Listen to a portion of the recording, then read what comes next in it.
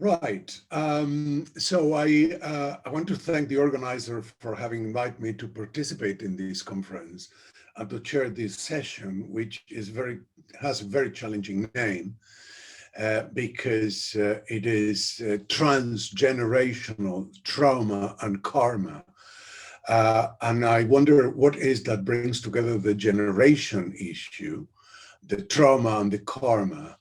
How can we bring together these three concepts, which seemingly look as completely separated?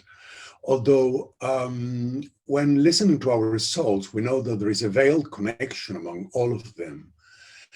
In order to address this in a structured way, it will be necessary for me to separate them, and this is what I intend to do. What is trauma? What is transgenerational? What is the meaning of that? And what is the meaning also of karma from an anthroposophical perspective? But before doing so, I want to briefly refer to two talks that will follow mine, presented by Suchitra Inamdar and Parimal Pandit, where in their very interesting presentation, both of them refer to the process of investigating and research into this issue through autoethnographic exploration, a process by which, unbeknown to me, I also use while researching into this theme, and I will elaborate this further on. Three presentations by three different individuals using personal experiences to address the issue of trauma and transgenerational conflicts raises the question immediately on whether or not are we all affected by trauma in one way or another, and what it is that as a meaning into our life, and that linking to the idea of karma. Suchitra will address the role of psychotherapy in the healing process, and Parimal will refer to the meaning of karma in our biography. And I think that that will give a very nice rounding to this so complicated theme. Now, when I was first invited to chair this session, to participate in this conference, and I heard about the theme, the immediate thought was, talking to karma to Indians, it will be like almost talking to about ice and snows to the Eskimos. But I reflected further, obviously, that was my first reaction, but reflecting further on it, I thought that the meaning of karma in anthroposophy is not the same one as in Buddhism, and I will elaborate on this. And also, if I move away from the idea of karma, talking about transgenerational and certainly talking about trauma, the pathophysiology of it, what are the inner mechanisms of trauma in anthroposophy or in anthroposophical medicine or psychiatry or biographical counseling or psychotherapy. It is totally different to what is the understanding of trauma in mainstream medicine or in mainstream psychiatry. But before addressing this issue, I will just give you a little snippet of my personal experience. That was the autoethnography experience. I was born into a Jewish family in Argentina that was deeply traumatized by the Holocaust. My parents, neither my parents nor my grandparents experienced the Holocaust firsthand because they moved to Argentina before the war, but our families from both sides were murdered in the Holocaust. And this has a profound effect on my grandparents, on my parents. My mother always said, well, that was the story of my grandmother, who I happen to know her. I knew her very well. I grew up also with her. And she mentioned that until the end of the war and the discovery of the Holocaust, she was a very religious Jew. But after the Holocaust, she stopped being religious and asked that question, where was God in Auschwitz? So growing up in this family that had a profound trauma, and that was manifested also in no German products coming into our house. My parents used to travel a lot, but they never set foot neither in Germany nor Austria.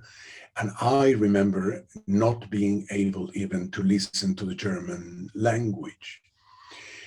When I moved to Israel in '75, I was 25, I came firsthand in contact with both Holocaust survivors and second generation of survivors, which just simply added to this inner hate that I had for Germany, Germans, the language, and the rest of it.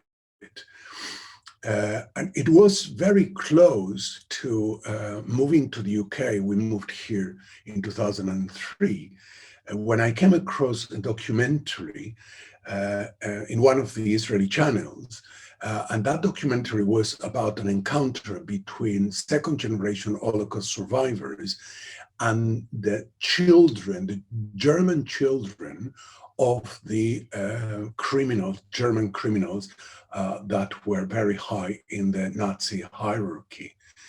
And even when I talk about this now, I feel this shivering.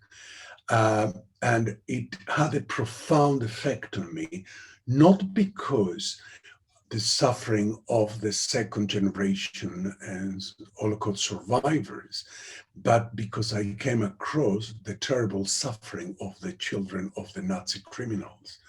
Because in the victims of the Holocaust, as I will talk about this later on, there is always a process of healing. You become a victim, and then there is a healing that you can choose for or to.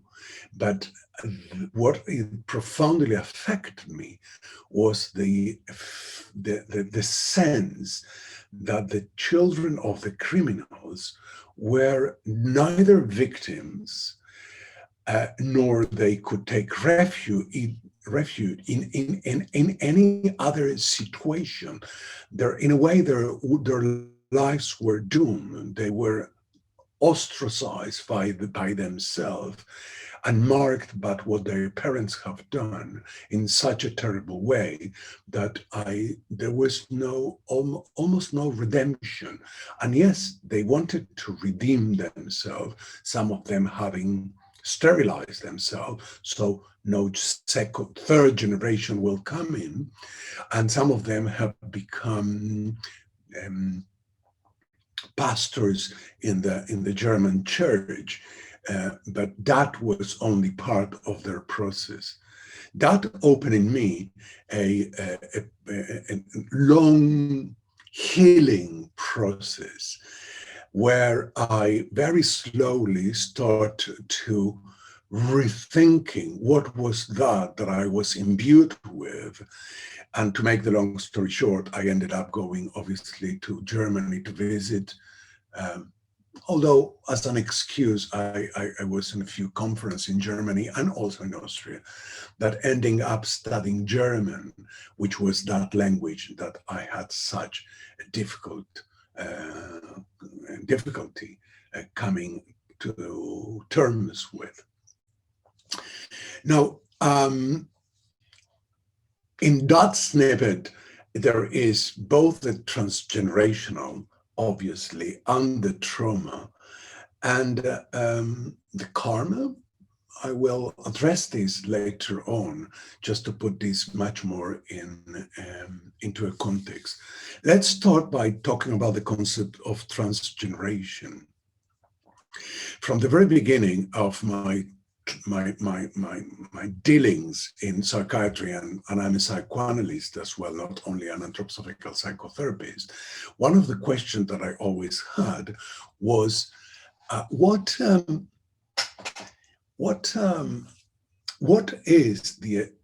kind of father becomes that child that has been affected by the Oedipal complex? What kind of father becomes that child that grows up under the shadows of the fear of being killed, annihilated by the father? Definitely that question applies. Also, what kind of father are we when we grow up in a environment of abuse and a traumatic experience? And we see this all the time, that abused children become abused parents, and the parents of abused children again. I had the opportunity of being a psychiatrist in a prison here in the UK for about 3 years, and I never came across a true psychopath. That will sound the kind of interesting thing, isn't it? But I never. Maybe one patient, maybe, I'm not even sure about this. And the thing is that each one of the patients that came to me, that I had the opportunity to see, each one of them have been severely abused in childhood. So this issue of the transgenerational is very clear. Interesting, we talk about transgenerational also almost only exclusively when we are talking about negative things, but we should consider also positive things.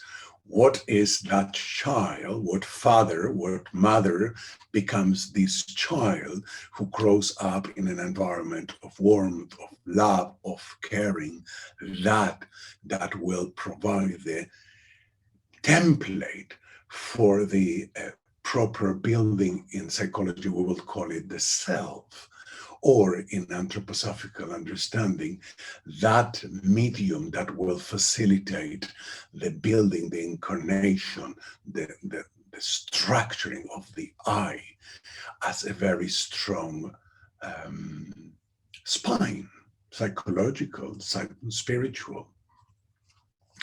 So I want to move now to the issue of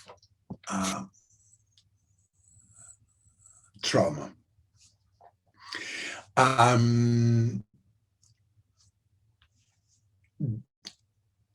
In mental health, trauma it is a very unique concept. If we reflect on it, there is no other disorder in mental health that has the element of time. We can talk, for example, about the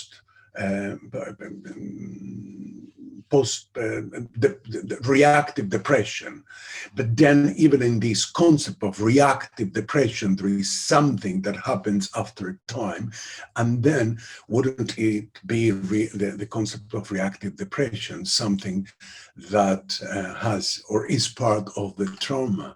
Trauma is the only concept where there is a time. One day we are not post-traumatic, and then something happens and we become post-traumatic. And the other thing is that the picture that we depict when we talk about trauma is huge. We can think that every other mental health condition, it is almost incorporated into that trauma. We can have this and we can have that. We can have depression and we can have dissociations and we can have hallucinations and we can have paranoia and we can have all this anxiety, obviously. We can have all the signs and symptoms that define other conditions in psychiatry. And if we then think about what is the closest condition that we could associate with trauma or post-trauma, if we just reflect on this, we will think about schizophrenia. And schizophrenia, because it has, again, the elements, it has the depression, it has the anxiety, it has the thinking, the thought disorders, it has the perceptual disorders, it has the inability to function, which is something that we will also find in trauma. Certainly in trauma, as in schizophrenia, there are different degrees, but it's almost the same, we could say. The only difference is that in schizophrenia, there is no timing. There is no one day and then the other. In trauma, we do have this. Now, if we go now to the trauma and we think about what is the main element there, I think that I mentioned this on many occasions, that the drama of the trauma is that we cannot forget. Memory is always present in a traumatic experiences. Now let's move to the anthroposophical explanation of this, which I think is a very beautiful one.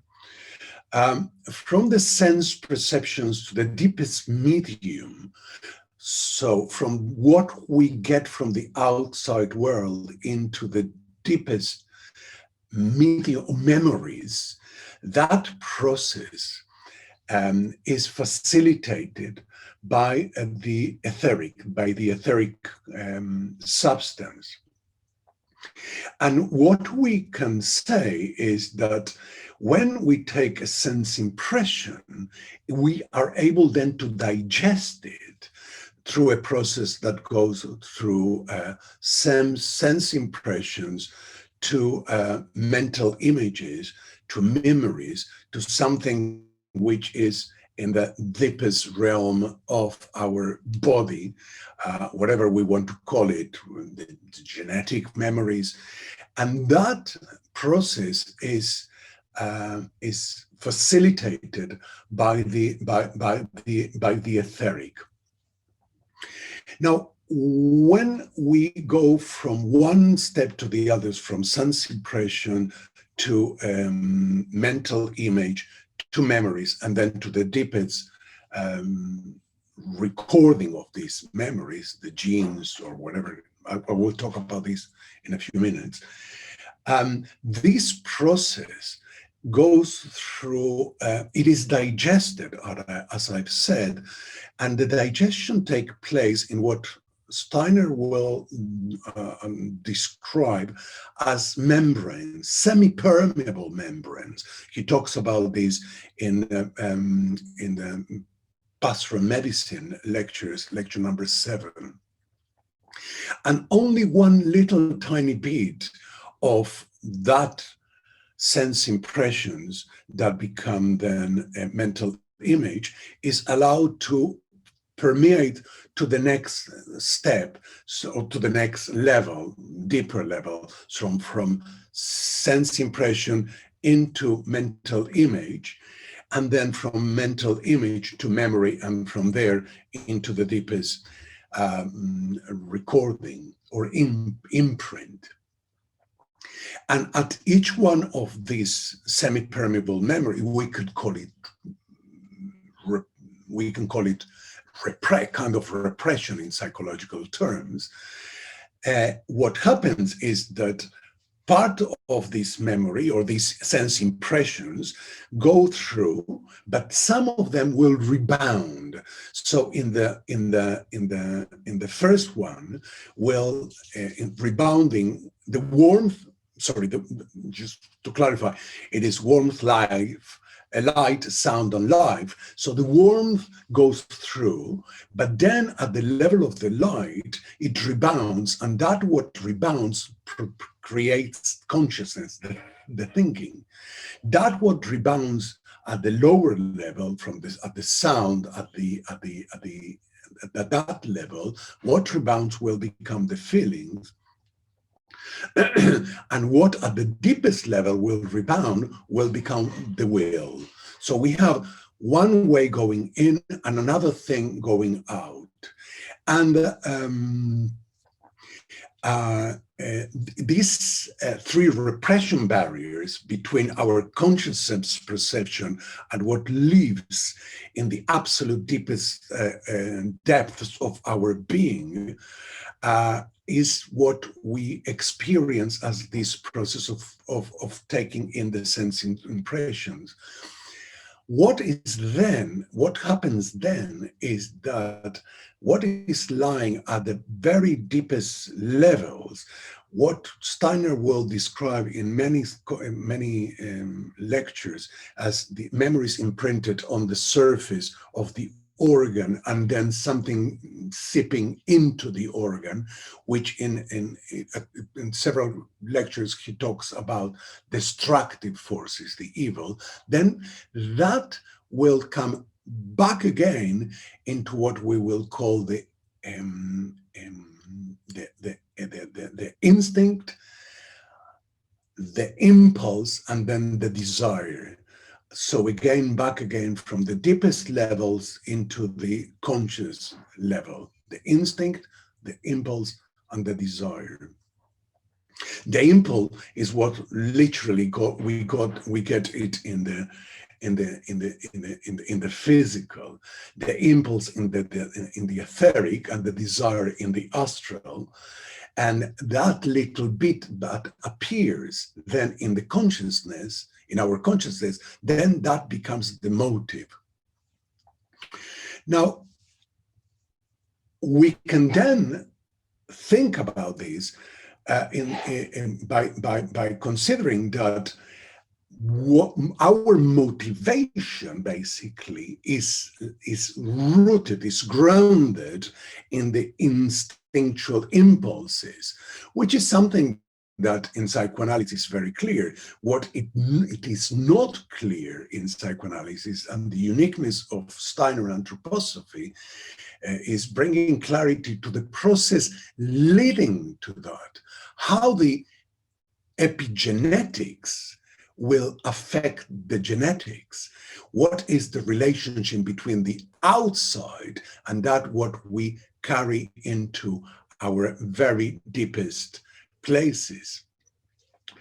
Now, if we can already think about the fact that in trauma, because there is this issue with constant memories that are unable to go through, that are unable to be digested and incorporated, there is already the hint that there is something in these membranes which it is not working properly.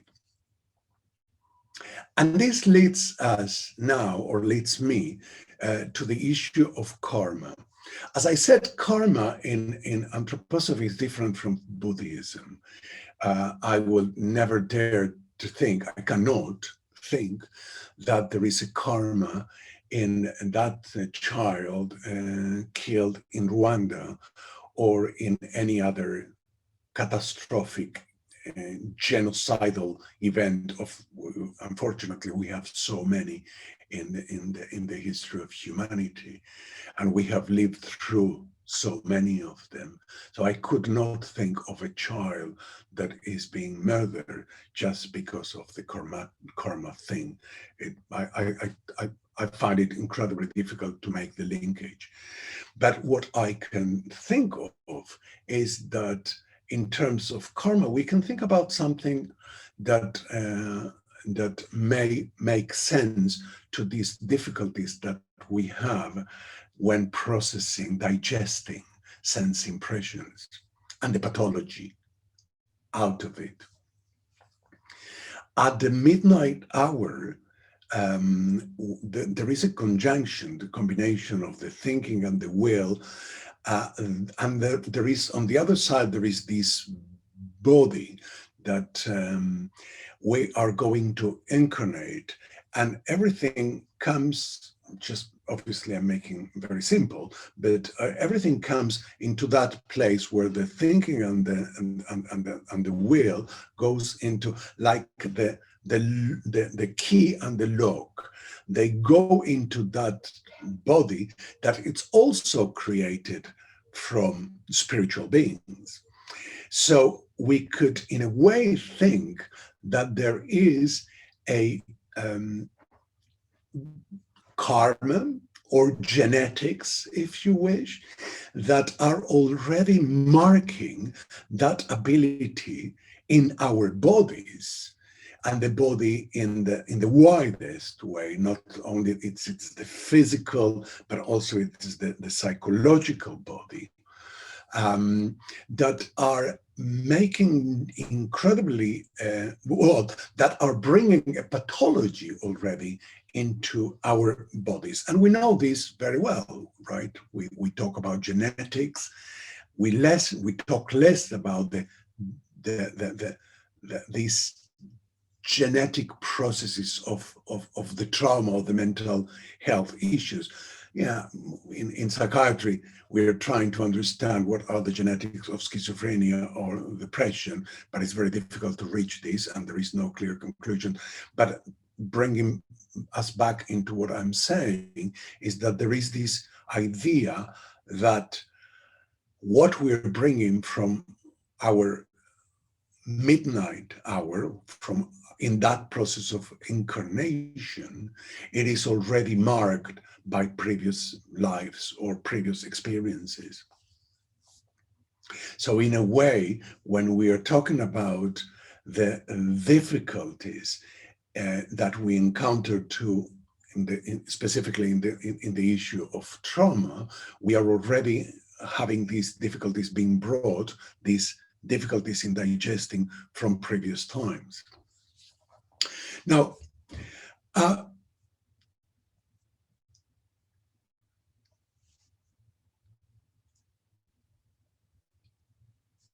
it is as if then we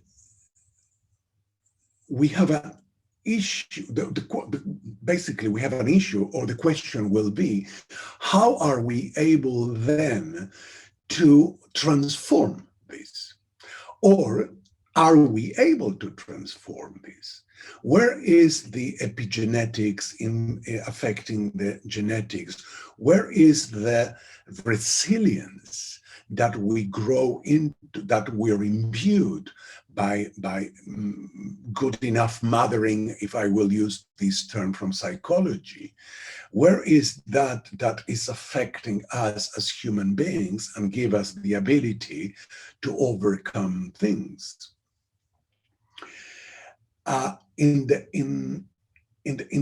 case of trauma, it seems that we are almost doomed to repeat it unless we have something that we are able to hold to, we are able to use in order to change that. And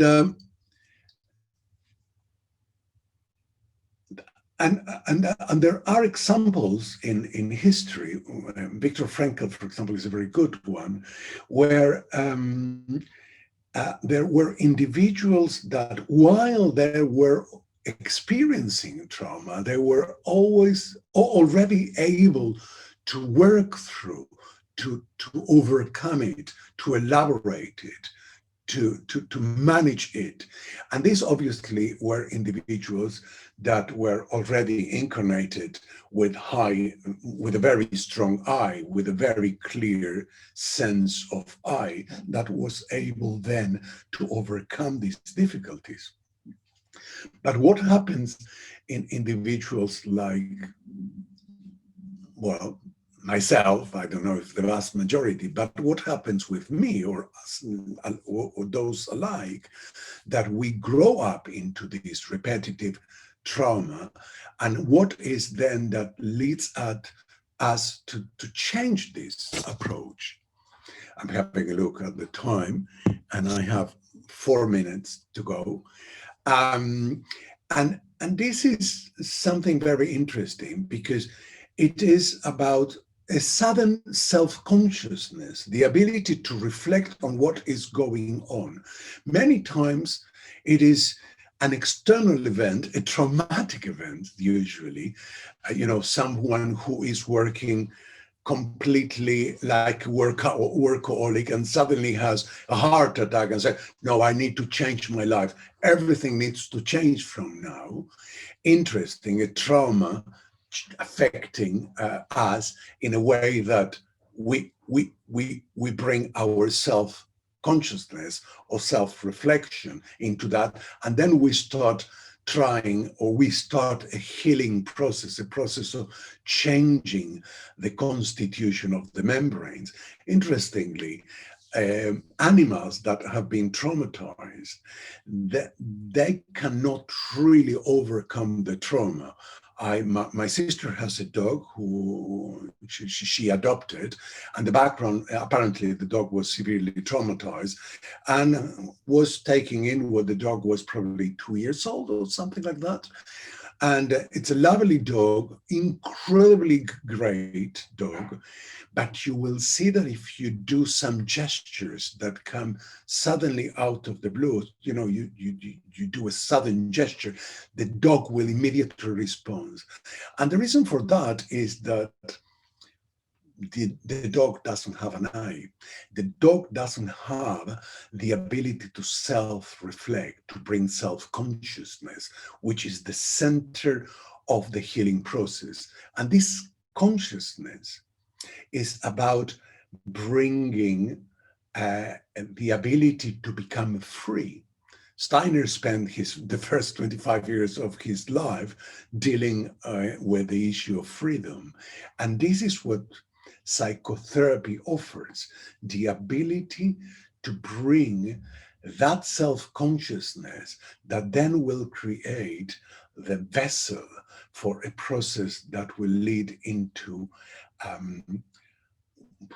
I'm using words, self-realization or self-actualization, that ability to reflect and say, as I said in my personal life, no, that trauma stops with me. I will not carry this forward. I think that I just want to finish this by rounding it and bringing back again to the very beginning. Yes, we are traumatized, and that trauma we carried on. We bring this to our next generation, and the next generation has the duty of healing, either by this magical thing of thinking, I need to change this, or by finding that therapy can be a very good way of bringing us into these inner spaces that are occult from us and discovering that we can change. And the change is in our ability to digest those sense perception that either were we experience firsthand, or those sense perceptions that were then became memories